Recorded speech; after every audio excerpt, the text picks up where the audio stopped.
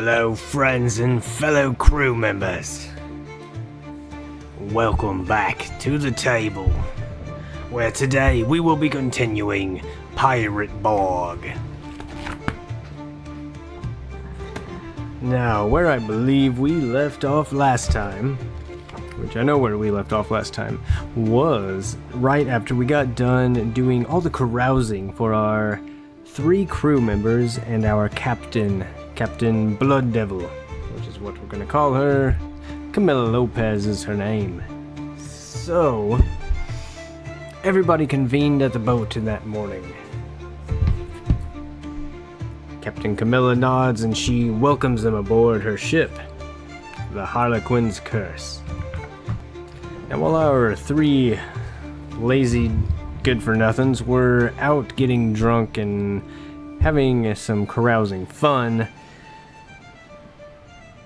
Captain Camilla was hard at work, and what she was doing that evening was a couple of things. She was, one, collecting some other crew members that we're not going to worry about. They're going to be faceless NPCs for the most part. And she was also obtaining some type of mission. Something to set us off, something to make her some silver, some pieces of 8. Possibly even some doubloons if she gets it in right. So first off, I think I want to find out how much other crew members was she able to procure over the night. Now, in Pirate Borg, there are stats for ships, of course, and for our vessel type, which we have a brigantine, down there where it says crew, it says 15 out of 30, but that is minimum crew and maximum crew. So minimum crew, 15, means we need at least that many people on board, not counting the captain, to be able to operate our ship correctly. If we don't have that enough, there's some nerf that we get that kind of makes our stats a little less than they are. And I believe if you have over that many crew, it slows you down.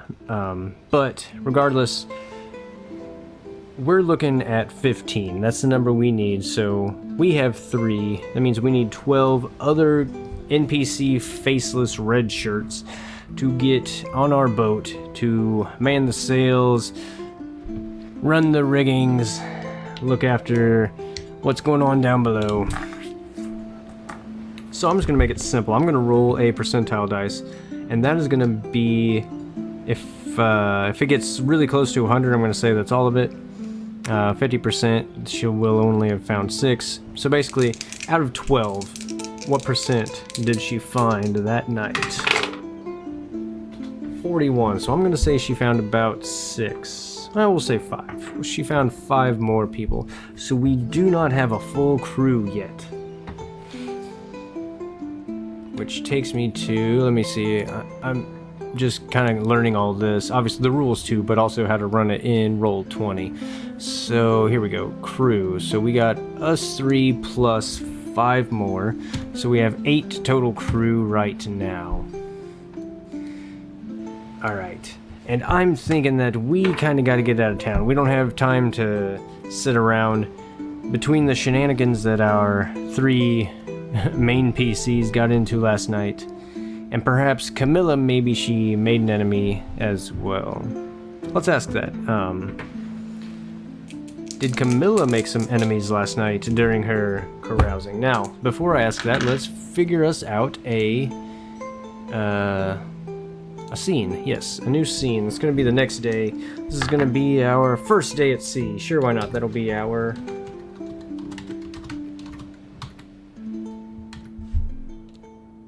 new scene.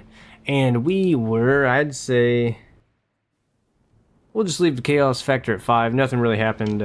We just rolled some dice to see how the carousing went. And I don't think carousing really goes in your favor much, so I'm not going to hold that against them.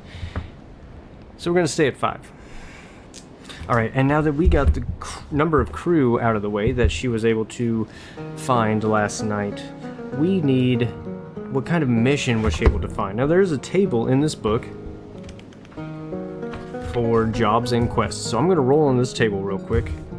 Looks like we need to roll a d20, a d10, and then 3 d6s. And actually, since they are all different dice, I can just go ahead and roll them all at the same time. So d20, a d10, 3 d6. Alright, what quest was she able to get us last night? 19, that's the hook. So the hook is we need to free some captives or prisoners. Alright. And then our D10 is going to tell us the patron or key NPC. And it looks like we got a 10, so a mermaid. Interesting. So somewhere last night, Captain Camilla met up with a mermaid.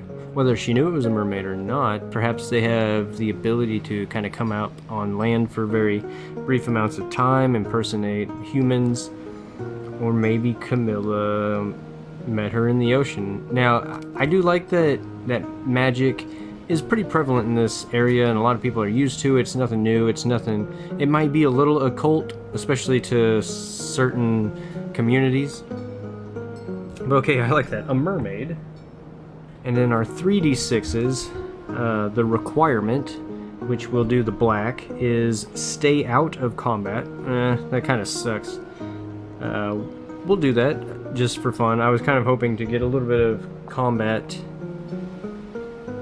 experience myself. But that does make a bit of an interesting dynamic, I feel like. We need to free the prisoners, but we need to stay out of combat, which kind of tells me that this is going to be some type of sneaking around mission. Stick to the shadows, find a way to not alert the guards, and get these prisoners out of there. Now our white d6 is on a 5, and this is for our time restraint. So we need it done by next week. That should be easy. Perhaps. Now, I mean, it's going to have to be somewhere within a week's travel. Otherwise, Camilla wouldn't have took the mission. And finally, our red is a complication. So a complication is the intel is wrong. Ooh, that sucks. How that intel is wrong, we will figure out as we get to it. But hey, I kind of like that. So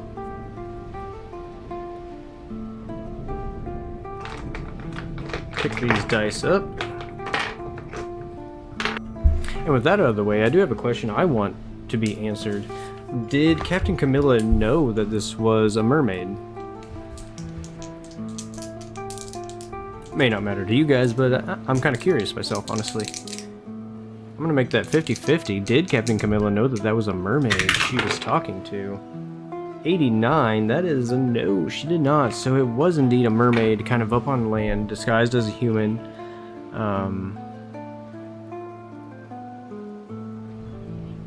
I like that. Or maybe she was out in the water. It could have been any. She was just kind of like, maybe Camilla kind of saw a beautiful lady out in the water taking a midnight swim. And she was just kind of like, hey, how are you doing out there? And anyway, she needs... Okay, so Camilla doesn't know that it was a mermaid, but this mermaid is the one that is basically hiring us, because we need money, so this mermaid's going to be paying us. Okay. Alright, my next question about this quest is... Now, Camilla wouldn't know this, I'm sure, if she doesn't know that this lady is a mermaid, but are the people that she's hiring us to go free, are they other mermaids and merfolk in general? I would say it's 50-50. Actually, I'm gonna make it likely. Are these other merfolk that we are sent? Ooh, 18 on a likely is a yes. Alright. So it is other merfolk. But I'm not even gonna roll for this. I'm gonna say that she didn't tell Captain Blood Devil about them being merfolk. Maybe she wouldn't have accepted, maybe, you know, who knows. Alright, and one last question, just so I, the GM, have a good idea of how this quest needs to go. Now, we rolled that the intel was wrong. Does this mermaid, is she intentionally giving us false intel? I'm gonna make that 50-50. 82 no. So okay, so she believes this intel to be true. She has some brothers and sisters, merfolk, that she didn't speak of. Just that she needs these people rescued. She gave very vague details. She threw out a price, and Captain Camilla agreed. Alright, so in the book, as far as traveling goes, now I'll go over to our little map here. Let me get that out of the way. Okay, so each one of these hexes is going to represent about 50 miles. And the scale, that's not bad for this map. Like I said, I threw all this together, so nothing's really made accurately to scale or anything. But I think 50 miles per hex kind of works out. That'd be like 150, 200 miles to get from this island down here to this island chain, blah, blah, blah, blah. So that'll work. But how speed works, your ship has a speed. So for us, our brigantine has a speed of 4. So that's going to mean we can move 4 hexes a day. Now we have a week to complete this mission, which means we need to figure out where we are starting. I just kind of threw the boat out there in the middle of the ocean. So, and I'm going to say that we're not starting in the center islands. Maybe that's where we're headed, maybe not. But I'm going to roll a d6, and that's going to tell us which one of the 3 larger islands we are starting on. So 1, 2 will be the Ashen Fluer. 3, 4 will be the Crimson Brotherhood Island, and 5 or 6 will be the Whitco Island. So where are we starting? 1. Okay, so we're starting on the Ashen Fluer Island, this northernmost island here.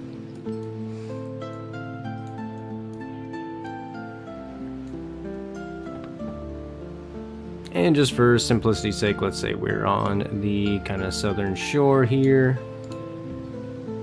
Getting ready to head out. Now this, where, ooh, I don't even, if, I'm gonna say it cannot be at Whitco, because it would take us longer than a week to sail there and back, even if we didn't do anything. So it's either going to be between somewhere in the Isles or on Crimson Brotherhood Island. Alright, I like that. 1, 2, or 3 is going to be on the smaller islands, and a 4, 5, 6 will be on the Brotherhood Island. Alright, 1, 2, 3, so we're sailing to the smaller islands. To the east. That is where our mission is going to be, but before we sail out onto the sea, I think we really do need to get us some more crew. So it's early in the morning, we're all aboard. With pride in her heart, Captain Blood Devil steps up to the helm. She places both her hands on the warm grain of the wooden handles. She tries to kind of choke down a smile, because she knows her crew is looking at her.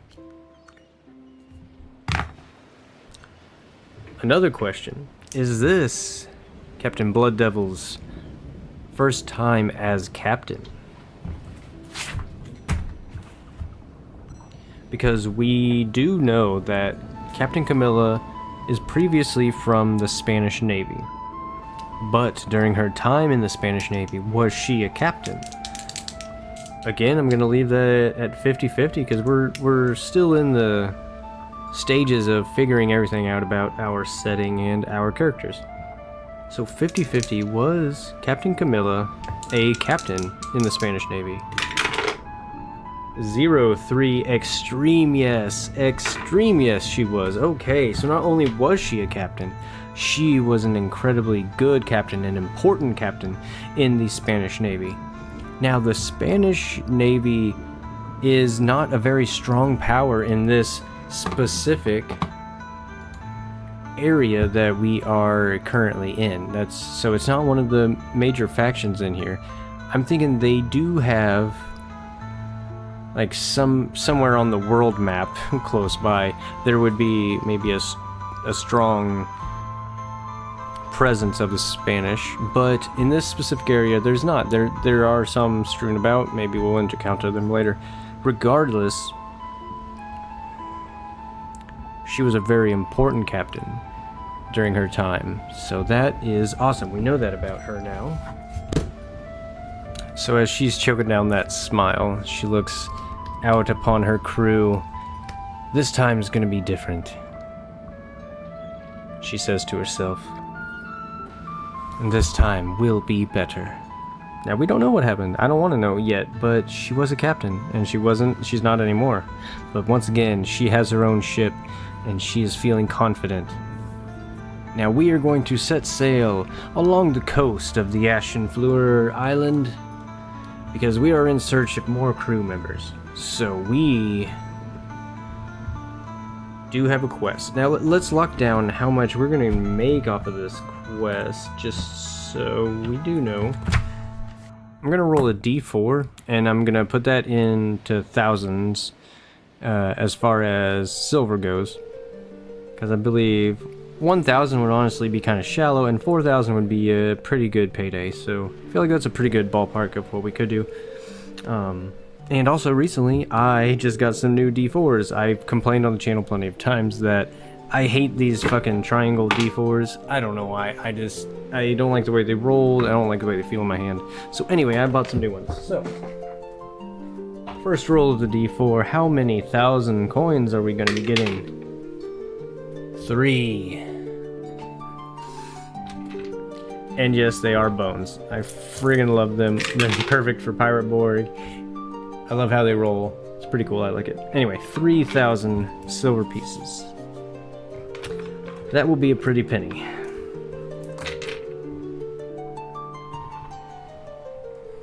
Now, to keep track of our quest, since we only have a week to do it, I have a little calendar that I've used in other games. And I'm just going to go ahead and use the date that's already on it. And apparently we are in May the 15th. But I'm just going to count every month as 30 days in the month, whatever. That really doesn't matter. I don't even need to explain that, honestly, but that is what it is. So, day 1, we're starting on the 15th of May. Sailing along the coast, we are going to head further west. I'm going to say we're going to spend the entire morning and a bit on into the afternoon, and we're going to move 2 hexes over, so about 100 miles of shore we cross until we come to a new town. Is this town larger than the town we were just in? We'll call that 50-50. 05 Extreme Yes. This is a large town. Now, with that Extreme Yes, I'm going to say this is the capital town. Alright, I'm going to go ahead and mark that down on the map. I like that. Okay, now I'm going to figure out a name for this town real quick, but this is kind of a good segue into something. Now, I talked with Lyra to figure out just a little bit of background about some of these, about all of our factions here. And for the Ashenfleur, the leader, kind of the, I guess you could call her queen. Anyway, the ruler of this faction, her name is Marquis Elodie Belrose. Whisper of the Blue Flame, a cunning Ash Baroness ruling from Palace Noire on Ashen Island. She dresses in perfume and poison, and is always smiling. And I don't have a depiction of her yet, it's all just kind of ideas at this point. But my point is that the ruler actually resides in this capital town that we have just sailed up to. So we know somewhere in this large town, there's an also very large and impressive palace here where Marquis Elodie Belrose resides. Whether that's going to be important to us or not, time will tell. More so, the dice will tell. And we are going to name this town Beaumont.